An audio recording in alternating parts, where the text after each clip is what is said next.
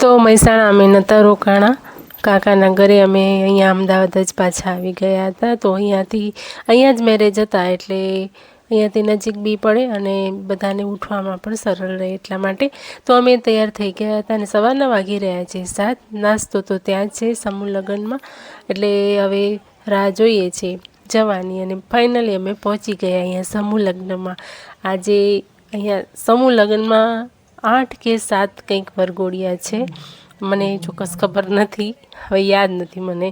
અને અહીંયા દુલ્હન તૈયાર થઈ ગઈ છે, તમે જોઈ શકો છો કે માસૂમ કેટલી સરસ લાગે છે, માસૂમ જ લાગી રહી છે, પૂરા દુલ્હનના લુકમાં ખૂબ જ ક્યુટ લાગે છે। અને અમે બધી જ બહેનો અહીંયા એની આજુબાજુ ઊભા છીએ, ભાભી ને બધા જ એને શણગારે છે, એટલે મેકઅપ તો કરેલો જ છે પણ હોય ને થોડું ઘણું ટચઅપ કરવાનું બાકી હોય કે રહી ગયું હોય કે એવું બધું, તો એ ચાલી રહ્યું છે ને અમે બધા અહીંયા ગપ્પા મારી રહ્યા છે ને અહીંયા આ જુઓ લોલીપોપ ખાય છે। પેલી બાજુ હિતેશનો વરઘોડો નીકળશે ને આ બાજુ કન્યાના માંડવા ચાલુ થશે, એટલે બંને ભાઈબંધનું છે, એટલે અડધા અમે વરઘોડામાં ગયા અને અડધા અહીંયા આની માંડવામાં અમે રહ્યા।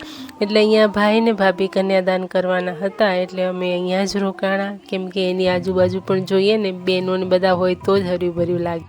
તો મિત્રો આગળનો વ્લોગ આપણે આવતીકાલે જોઈશું, ત્યાં સુધી બધાને હર હર મહાદેવ।